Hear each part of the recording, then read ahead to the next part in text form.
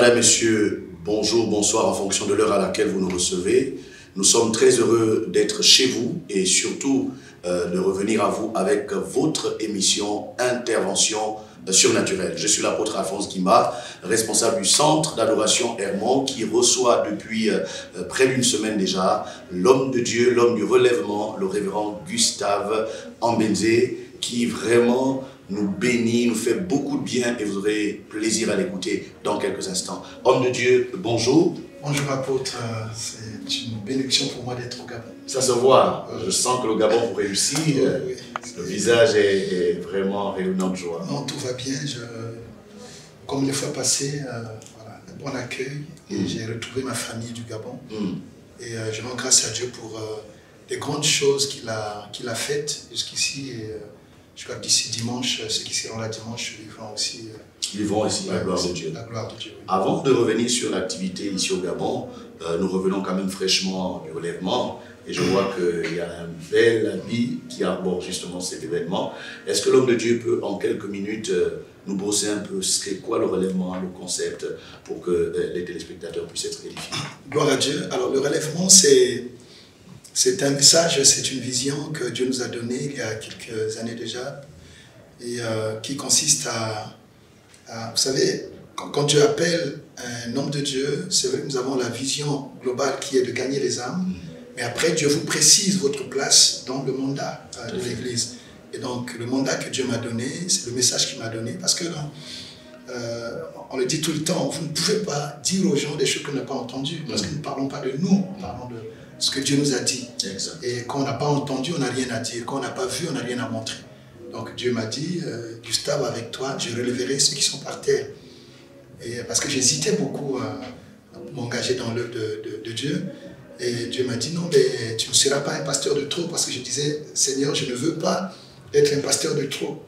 Il m'a dit, avec toi, je relèverai ceux qui sont par terre et beaucoup d'autres choses. C'est comme ça que, pour magnifier un peu cela, cet appel et faire bénéficier de ça au peuple. Et donc depuis quelques années, en tout cas, nous tenons là-bas à Brazzaville, au mois de février, ces grandes assises, on va dire des assises nationales et internationales. Les hommes de Dieu partent de partout. Nous avons à chaque édition la grâce de vous recevoir à Brazza et beaucoup d'autres hommes de Dieu qui viennent de partout, où nous prenons un thème autour duquel les hommes de Dieu interviennent, ça dans la partie équipement des serviteurs de Dieu. Et l'après-midi, nous faisons donc des plénières qui sont finalement une campagne d'évangélisation. Et nous gagnons les âmes à Christ. Ce sont aussi des moments d'unité, où nous affichons l'unité du corps de Christ. Les hommes de Dieu se réunissent de toute obédience. Et c'est vraiment quelque chose de formidable, de fabuleux aussi, qui dépasse largement le cadre de ma communauté. Et donc je bénis le Seigneur pour ça. Il y a quelque chose qui montait dans mon esprit justement lors de la dernière édition. C'est vraiment la question de savoir... À laquelle vous étiez là. Voilà, à laquelle j'étais, donc février 2022. Comment l'homme de Dieu a réussi à fédérer les pères avec la jeune génération, parce que c'est un problème que nous avons en Afrique en général et surtout en Afrique francophone, ce conflit générationnel qui fait qu'il y a des patricides, hein, les jeunes veulent finir avec les vieux et les vieux aussi ne veulent pas entendre parler des jeunes. Comment l'homme de Dieu a réussi à faire que les gens puissent regarder dans la même direction? Non, mais je vous l'avoue, apôtre, au tout début c'était très difficile. Difficile parce que vous avez les pères qui sont méfiants. Parce évidemment, ils se disent que les jeunes ils viennent pour nous remplacer, nous chasser même. Et les jeunes qui pensent que bon, les pères ont fait leur temps et ils n'ont plus rien à donner.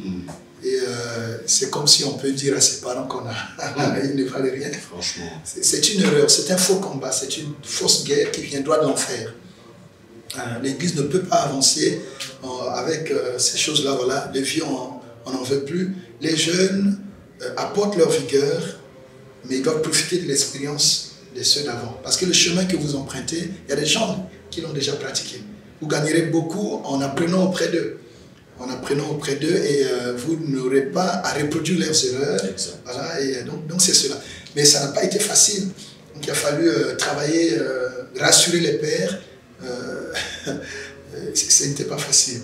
Et là, ils ont compris que notre approche n'est pas une approche pour... Enfin, il ne s'agit pas de les écraser, de les écarter. On a besoin d'eux, mais aussi de leur faire comprendre que l'Église, c'est aussi une affaire de génération. Voilà.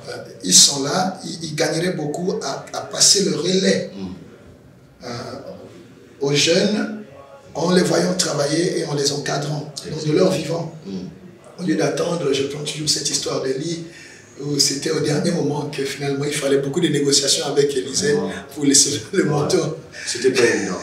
Nous revenons donc sur ce plateau par rapport à l'actualité. L'homme de Dieu est au Gabon déjà depuis le lundi et nous abordons cette thématique, la délivrance familiale. Au cours de ce séminaire de réveil, le centre d'adoration Hermon et avec lui tous ceux qui ont bien voulu faire le déplacement de toutes les autres communautés de la ville reçoit avec beaucoup de bonheur justement des enseignements.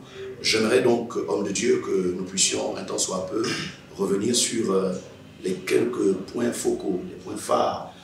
Si on devait tout oublier, qu'est-ce qu'on ne doit pas oublier à la suite de ces 4 soirées, n'est-ce pas, de ce séminaire de réveil. Homme de Dieu, c'est vous l'orateur principal. Merci. Merci, apôtre. Mais permettez, apôtre, que à tous ces mots tout honneur, rendre grâce à Dieu pour les autorités.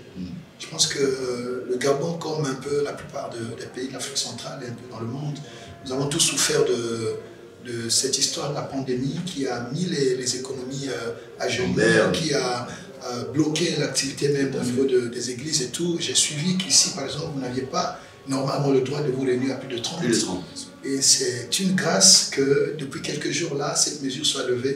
Je bénis le Seigneur pour la bonne lecture que les autorités ont eue de permettre au pays de se relever, à l'Église de jouer sa partition. Et je sais que d'ici là, le Gabon, voilà, il va rayonner comme, et plus qu'avant. Alors pour revenir donc à notre thème, évidemment, nous avons parlé, et on termine demain dimanche, nous avons parlé de la délivrance des familles. S'il y a une chose que nous ne devons pas oublier, c'est de savoir que la famille n'est pas une invention humaine. La famille, c'est une institution divine. Une institution divine qui est établie par le biais du mariage. Ça, c'est le principe. Au départ, Dieu a eu Adam et il a compris qu'Adam ne pouvait pas réussir tout seul, il ne pouvait pas, malgré tout ce qu'il y avait en Éden et toutes les richesses, la flore, la faune, les espèces minérales et tout, mais Dieu a compris que cela ne suffisait pas pour répondre aux attentes de l'homme. Il lui a donc créé Ève afin que les deux, à partir des deux, naissent une famille. Donc, la famille venant de Dieu, il est d'ailleurs écrit que c'est de Dieu que toute famille sur la terre et dans les cieux tire son nom. Et les psaumes disent que c'est Dieu qui donne une famille à ceux qui n'ont pas de famille. Vous savez, quand vous avez quelque chose qui vient d'être fait, même un produit pharmaceutique, pour bien s'en servir, il faut lire la notice. C'est lui qui a fait, c'est lui qui vous dit comment l'utiliser. Le mariage venant de Dieu, pour réussir son mariage, pour réussir une famille équilibrée, stable, nous devons apprendre de ce que Dieu a dit sur le mariage. Quelle est la parole, quelles sont les choses que Dieu a mises en place qui encadrent le mariage. Et à chaque fois qu'on sort de cela, nous avons des familles déséquilibrées, des sociétés malades et les nations fragiles. Donc ça c'est très important. Il faut revenir à la pensée de Dieu sur le mariage. Le mariage est sacré. Et partout où on banalise le mariage, vous n'aurez jamais des sociétés stables. Voilà. Donc ça c'est important. Et le mariage venant de Dieu, donc pour vivre la délivrance du mariage, évidemment il faut répartir au Créateur, au fondateur, à celui qui a institutionnalisé le mariage. Pourquoi nous parlons de délivrance? La délivrance, c'est rendre libre, c'est rétablir, c'est permettre à une personne qui est enchaînée de recouvrer sa liberté, de s'épanouir.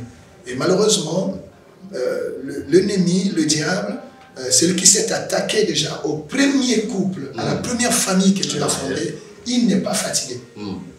Jusqu'aujourd'hui, il attaque les familles, il détruit les familles, il sème la division, il vole la paix, il vole la joie, il sème la maladie, ce qui fait que finalement, les familles ne vivent pas le plein épanouissement que Dieu leur a promis. Parce que quand Dieu fonde la première famille, l'apôtre dit, Dieu les bénit. Donc la bénédiction est la volonté de Dieu pour les familles. Tout à fait. Et Dieu dit, soyez féconds. Mais il y a des familles que le diable rend stériles.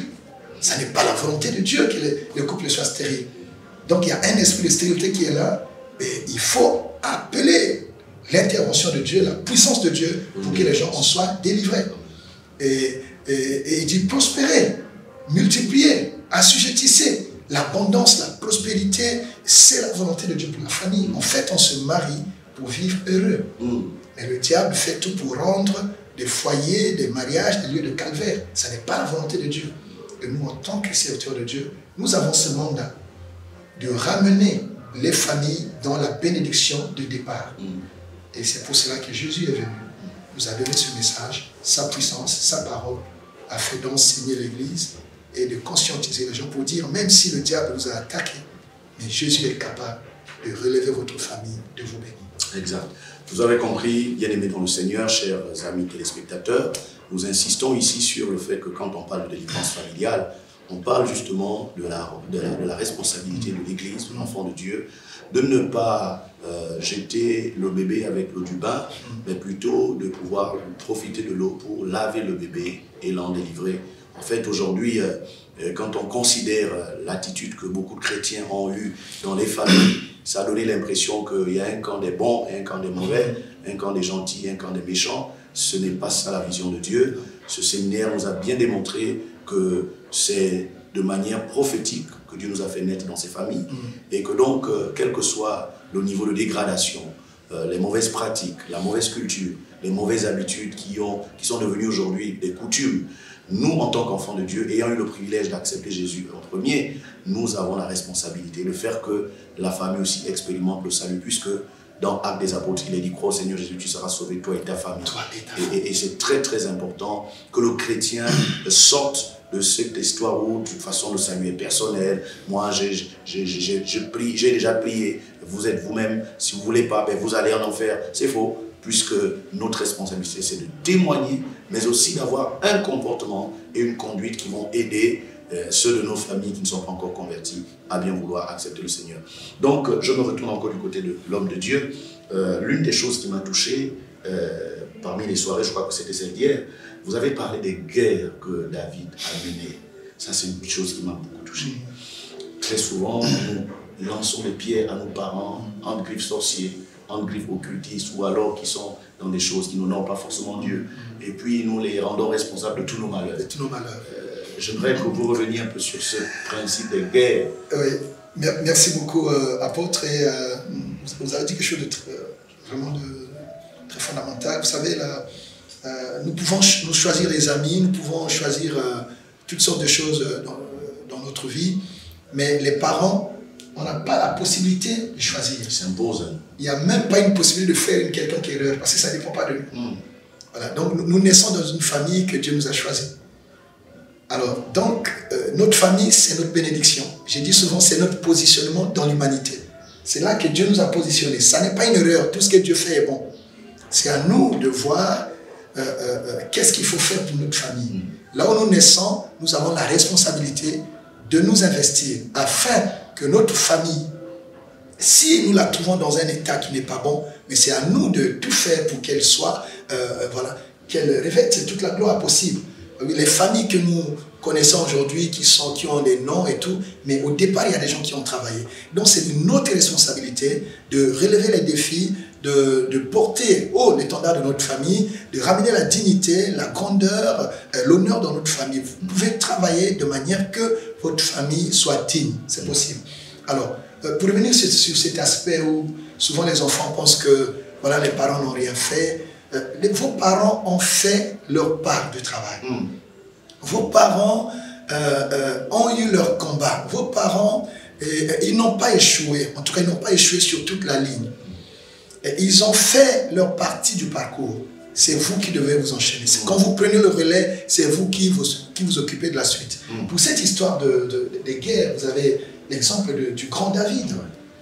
David, cet homme selon le cœur de Dieu, qui avait à cœur de bâtir.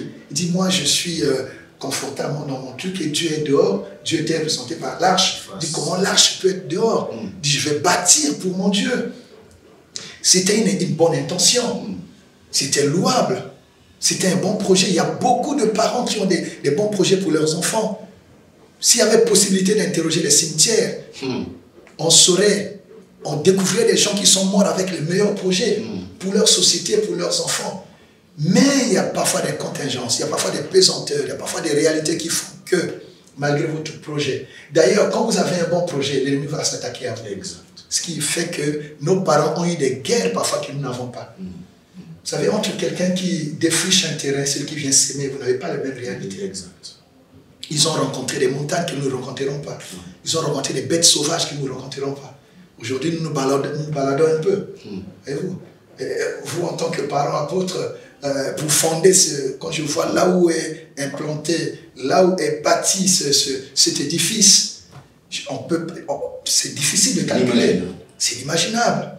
Voyez-vous. Donc ceux qui viennent après, même si vous n'avez pas tout fait, ceux qui viennent après, ils ne peuvent pas cracher sur ce que vous avez fait. Et il y a plein de choses que vous avez faites qu'on ne voit pas. On voit les murs, mais la fondation, les parents sont notre fondation. Ils ont posé les fondements que nous ne voyons pas. Nous avons juste à corriger, à arranger, à faire que les choses marchent. Et David, donc, malgré son bon projet, mais il n'a pas pu. Pourquoi? Et c'est Salomon qui le révèle au roi Hiram, qui était un ami de son père. Dit, mais mon père avait l'intention de bâtir un temple à la gloire de son Dieu. Mais à cause des guerres dont ses adversaires, ses ennemis l'ont environné, il n'a pas pu réaliser ce projet. Mais maintenant que Dieu a mis le calme et la paix autour de moi, il n'y a plus d'adversité, il n'y a plus de guerre. Je veux maintenant accomplir le rêve de mon père. Il y a des amis qui nous suivent à la télévision. Vous pouvez relever le défi qui a résisté à votre famille. Vous pouvez réaliser le rêve de votre père. C'est votre responsabilité. Ce rêve ne mourra pas. La grâce et la chance d'avoir des fils. La Bible dit les fils sont comme des flèches. La flèche donne la vitesse à celui qui la lance. La flèche arrive là où nous ne pouvons pas arriver. Donc les fils sont des flèches. Les fils, vous êtes une autre hauteur. Nous atteignons par vous des hauteurs que nous n'avons pas atteintes par nous-mêmes. Donc, un fils digne, c'est un fils qui s'emploie à monter plus haut, à relever encore à un autre niveau, à accomplir le rêve que le père n'a pas pu accomplir. Et c'est ce que Salomon a fait. Et Salomon a bâti le temple, suivant le rêve de son père. Que fais-tu du rêve de ta famille? Quand tu vas à l'école, tu dois sentir la responsabilité que tu n'étudies pas que pour toi-même. Derrière toi, les intérêts de ta famille. Tu peux ramener la dignité, la gloire dans le nom de votre famille. Donc c'est ici l'occasion d'encourager tous ceux que nous suivent dans les familles. C'est valable dans l'œuvre de Dieu, c'est valable dans la nation. Voyez-vous, chacun fait sa part. Et après, on donne le relais à quelqu'un d'autre. Ça dépend de la manière dont, et les parents ont cette responsabilité d'être le bon fondement pour leurs enfants, afin de passer le bon relais. Il faut passer le bon relais dans les meilleures conditions. David a préparé le matériau. Il a prié, demandant la sagesse et l'intelligence pour son fils. Que Dieu fasse réussir. Vous avez des pères, au lieu d'encourager leurs fils, mais ils sont parfois jaloux même. On voit souvent ça dans beaucoup de... Votre fils, c'est votre gloire. Voyez-vous, donc, Dieu est un Dieu de famille, en fait, apôtre. Il y a des bénédictions qui sont réservées à la famille. Et si vous travaillez de manière à déceler qui a quoi, qui est qui dans la famille, vous mutualisez, vous créez des synergies, votre famille est forte. Et si vous passez votre temps à vous canarder, passez votre temps à ne pas vous accepter, à ne pas vous supporter, mais on a le droit d'être différent. On peut naître d'une même famille, chacun parlera de sa façon, à sa façon. Il y a des hommes, il y a des femmes, il y a des filles, il y a des garçons. Il y a des gens qui sont bêtes, il y a des gens qui parlent plus facilement. Vous avez Moïse, vous avez Aaron. Mais Moïse travaille, Aaron interprète. Voyez-vous, la famille, c'est l'unité. Cet angle, homme de Dieu, il faut vraiment que nous revenions là-dessus, parce que finalement, ce à quoi nous faisons allusion par rapport à nos familles biologiques trouve plus son sens dans l'œuvre de Dieu. On se rend compte que dans l'œuvre de Dieu, et les fils et les pères, pour n'avoir pas compris ça, se combattent inutilement. Mais ce que et ça affaiblit le royaume. Ça affaiblit le royaume. Finalement, ce sur quoi j'aimerais qu'on puisse nous attarder, c'est que ne pas saisir le temps du relais et ne pas saisir le temps de l'équipement, de la formation, parce que la formation est différente de l'enseignement. Voilà, on peut aller à l'école, mais la formation c'est tout autre chose. C'est l'un des points que j'ai aimé dans votre exposé, homme de Dieu. J'aimerais vraiment que ceux qui nous suivent retiennent que chaque chose a son temps. Il y a un temps où le Père discerne que c'est telle personne qui est plus indiquée pour faire telle chose, mais en même temps, ce n'est pas encore le temps pour cette personne de faire cette chose. Donc il faut un encadrement, il faut un coaching, il faut vraiment ce qu'on appelle faire du temps un partenaire et non une opposition, un obstacle. C'est fondamental. Voilà, c'est fondamental. C'est fondamental. Vous avez l'exemple de... Il y a deux exemples. Il y a beaucoup... Toute la Bible est faite de ça en fait. L'appel ne vous qualifie pas tout de suite. Il faut apprendre. Vous avez par exemple le cas de Élie, qui était un prophète majeur de son temps, et vous avez des fils de prophètes qui sont là. Donc ils sont à l'école. Mais vous allez voir qu'il y a des gens qui veulent servir Dieu parce qu'ils se disent aptes. Il n'y a pas que des aptitudes qui comptent. Il y a aussi des attitudes. Donc il y a des gens qui disent, je parle en langue, j'ai la puissance, je prie, les gens tombent, je peux faire comme mon père. Oh! Non. Vous allez voir que Élie, malgré toute l'armée des fils de prophètes, ce n'est pas à eux que le manteau est descendu. Non. C'est quelqu'un, un pauvre berger, je ne sais pas, qu'on a pris en train de... Dieu dit, c'est lui que tu vas oindre à ta place. Mais il y avait des fils de prophètes. Et ce qui différencie Élisée des autres, c'est quoi? La fidélité. Et lui dit, là où tu mets ton pied, je mets ton pied. Tu travailles, je travaille. Je vais jusqu'au bout de cette affaire. On ne donne pas le manteau à n'importe qui. On donne le manteau à quelqu'un qui a le fardeau, à quelqu'un qui est patient, à quelqu'un qui nous supporte. Les leaders ont leur façon, leur caractère. Mais Élisée, qu'est-ce qu'il faisait en ces temps-là? Il pouvait servir l'homme de Dieu, nettoyer l'homme de Dieu, s'occuper de l'homme de Dieu. Non pas en tant que quelqu'un qui devait lui succéder, mais simplement en tant que simple serviteur. Exact. Ça me fait penser à Josué, qui a été préféré par rapport à Aaron, qui était quand même sacrificateur, mais Dieu il est bizarre. Dieu est bizarre. Ça veut donc dire que nos attitudes détermineront notre qualification pour le relais dans le ministère. C'est le cœur. C'est le cœur. On donne à quelqu'un qui a le cœur pour. Et c'est ainsi que vous allez voir, les fils de prophètes, pour eux, ils étaient des ayants droit. Ils disent, ça tombera parmi nous. C'est à nous que le manteau va être... Il se moquait même, il riait même d'Élisée. Oh, mais est-ce que tu sais qu'il va partir? Voilà. Et Élisée a compris une chose. En fait, vous allez voir, c'est très bien l'inspiration que vous avez. Vous allez voir que finalement, Élisée a travaillé avec Élie en tant que simple serviteur. Mais il y avait une autre dimension qui n'est pas encore découverte. C'est au moment de la séparation qu'il va enfin dire. Il n'a pas seulement dit maître, parce qu'avant, Élie n'était que son maître. Mais au moment de la séparation, quand il voit son père monter, son maître monter, il dit « Mon père, mon père ». C'est quand il a reconnu qu'Élie est son père qu'il a reçu le manteau d'Élie. Il faut avoir le cœur de fils pour hériter les meilleures choses du père. Ça, c'est très important. On ne donne pas à n'importe qui. On ne donne pas parce que vous êtes là avec votre français et tout. Non. Non, non, non. Ce sont des choses qui... Il y a un caractère, il y a une attitude. On donne à quelqu'un qui pourra assurer après. On ne donne pas pour faire plaisir. C'est très important et je bénis Dieu pour ça. Vous avez pris l'exemple de Josué. Exactement. Donc il faut... La préparation, prenez le cas de Samuel.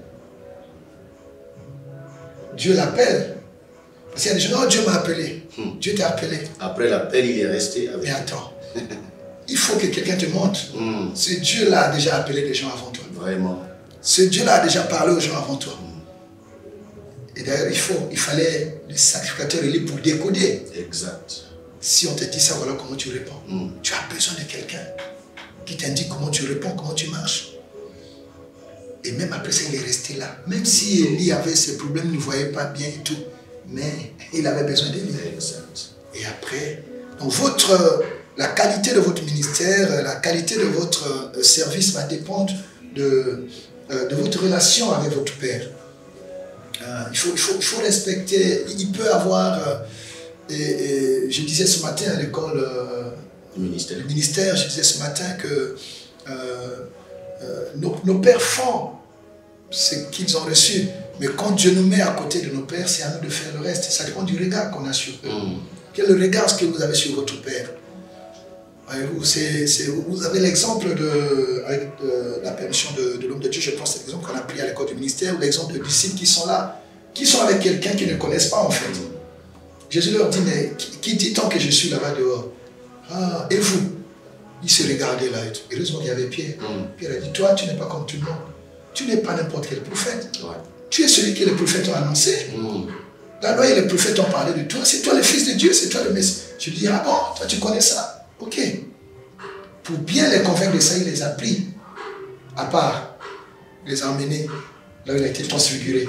Là, ils ont découvert que la personne qui était avec eux la connaissait. Oh là là. Dieu, non, on va rester ici. Que Dieu fasse tomber les écailles de vos yeux. Amen. Que vous voyez le Père, que Dieu ne fait pas d'erreur.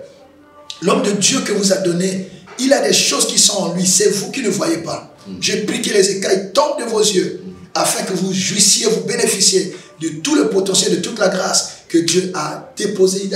Il dit, écoutez-le. En lui, j'ai mis toute ma grâce, toute mon affection. Tout ce qu'il vous faut est en lui. Parfois, on va chercher très loin. Ça y est là.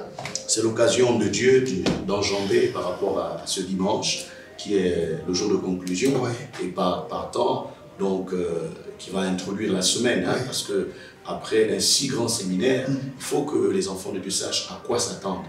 Qu'est-ce qui va se passer le dimanche, qu'est-ce qui va se passer par la suite, parce que Dieu a tellement dit des grandes choses, on veut savoir ce sera quoi la suite. Voilà. Alors donc pour passer à dimanche rapidement, donc pour réussir une famille équilibrée, stable et tout, chacun doit tenir sa place. Dieu a donné à chacun dans la famille sa place. Vous êtes père, jouez votre rôle de père. Vous êtes femme, soumettez-vous à votre mari. Une femme soumise, vous voyez, Dieu crée d'abord Adam, il fait Adam, mais quand il s'agit du foyer, on dit femme, soyez soumise. Ça commence par la femme. Donc l'équilibre, la stabilité, la joie, le bonheur du foyer commence par la soumission de la femme. Et quand la femme est soumise, la réponse automatique, c'est l'amour. Et quand on aime, on donne au-delà de toutes mesures. On donne sans compter. Et les enfants doivent obéir à leurs parents. Dès que vous avez ça, toute personne qui vient dans la famille, en dehors du père, de la mère et des enfants, il ne doit pas bouger cet équilibre. Si vous avez des serviteurs, ils doivent respecter l'équilibre de la famille. Et c'est là les conditions réunies pour la bénédiction. Maintenant, la volonté de Dieu étant que la famille vive la bénédiction de Dieu. Si l'ennemi avait asséché vos ressources et vos sources, avait détruit votre famille, avait volé votre bénédiction, comment ramener maintenant cette bénédiction? Comment ramener la pluie? La pluie ici, c'est le symbole de la bénédiction. La Bible dit dans Zacharie, nous avons lu un peu ça hier, on verra aussi dimanche. Il faut que la Bible dise ceci. S'il y a à Jérusalem des familles qui refusent de venir au temple adorer le Seigneur, mais il n'y aura pas la pluie. Donc pour que la pluie revienne sur votre famille, soyez comme Josué qui dit, moi et ma maison, nous servirons l'Éternel. Que votre famille se reconnecte à Dieu. Que votre famille revienne au fondateur de la famille. Que revienne à celui qui vous a fait une famille. Vous êtes une famille, ça relève de la volonté de Dieu. Et il n'y a que Dieu pour vous bénir en tant que famille. Faire de vos enfants des grands. Faire de vos enfants, donner un nom à votre famille. Voyez, il a dit à Abraham, je rendrai ton nom grand. C'est Dieu qui rend le nom grand. Dieu peut faire que dans ce Gabon, qu'on découvre le nom d'une famille qu'on n'a jamais connue avant. Et c'est Dieu qui le fait. Dieu peut vous donner un David, Dieu peut vous donner un Joseph, Dieu peut vous donner une Esther. Je prie que Dieu vous accorde cette grâce.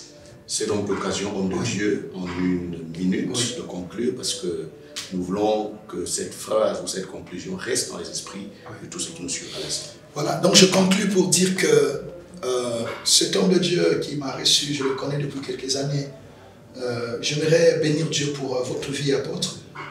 pour votre constance. Ce qui fait un homme de Dieu, c'est pas tant, c'est la constance dans le message, la doctrine, ce que Dieu vous a dit, et on voit ça en vous. La rigueur, la discipline.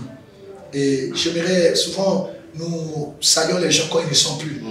Vous avez une longue vie, parce que vous avez beaucoup de choses à faire encore. Mais j'aimerais apprécier ce que Dieu fait avec vous. Merci. Et bénir le peuple que Dieu vous a donné, les serviteurs qui sont à côté de vous. J'aimerais dire à tous ceux qui auraient encore besoin qu'on leur répète que vous avez ici un homme de Dieu intègre. Quand il vient à Brazza au Congo, souvent on n'aime pas le laisser repartir. Et nous avons beaucoup de choses qu'on fait encore avec lui. Et vraiment que la grâce de Dieu tombe sur, de façon encore abondante sur la cité, le centre d'adoration Hermon. La cité de David. La cité de David.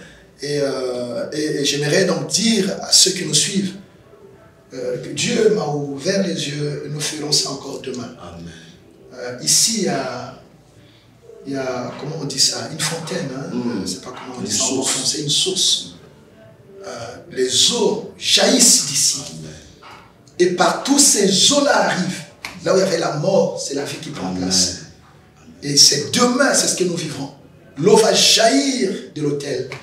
L'eau va jaillir du torrent. Va toucher toutes les familles qui seront là. Va toucher tout ce Gabon. Bien aimé, il y a des nouvelles choses qui arrivent.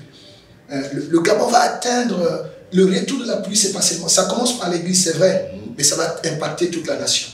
Je suis un homme de Dieu. Il y a des choses que j'ai dites sur mon pays. Au départ, les gens disent, mais cela, il vient d'où? Je ne suis pas un aventurier. Je ne dis pas les choses pour plaire aux gens.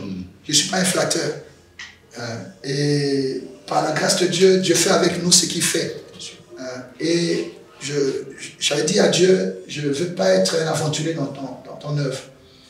La grâce de Dieu est dans ce pays. Si les hommes de Dieu s'unissent, si les hommes de Dieu s'acceptent, si chacun est dans son couloir, et si on se met aussi ensemble, il y aura de très grandes choses dans ce pays. Et la pluie est en train de revenir sur le Gabon. La pluie revient sur l'église, et particulièrement ici, à Cité de David. Amen. Donc j'appelle toutes les familles à être là demain. Ceux qui nous suivent, maintenant, venez demain. Et moi, après, je serai parti. Mais quand je reviendrai, nous aurons des témoignages à partager. Amen. Je bénis le Seigneur pour ça. Que le Seigneur bénisse votre famille, que le Seigneur vous relève, que le Seigneur vous console, que le Seigneur vous donne un nom, et que plus rien ne soit comme avant. Que Jésus-Christ soit le socle de votre famille. Quand Jésus est votre rocher, votre roc, quelles que soient les intempéries, quels que soient les temps et les circonstances, vous tenez debout. Je le sens dans mon cœur que parmi les gens qui nous suivent, Dieu est en train de toucher 3 personnes. Quand je parle, vous sentez que c'est vous. Dieu est en train de toucher 3 personnes. Il y a 2 dames et un homme.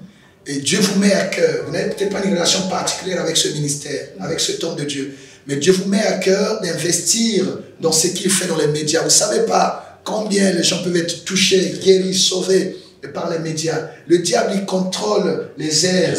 Et quand Dieu nous donne un positionnement à ce niveau-là aussi, avec un instrument comme la RTH, c'est ça, RTH, bien aimé, c'est là qu'il faut investir. Soutenez ce ministère, investissez, contribuez. Il y a eu des problèmes techniques et tout, mais vous ne pouvez pas imaginer comment l'homme de Dieu a fait pour les trouver. Mais il reste encore des choses à faire. Apportez ce que vous pouvez.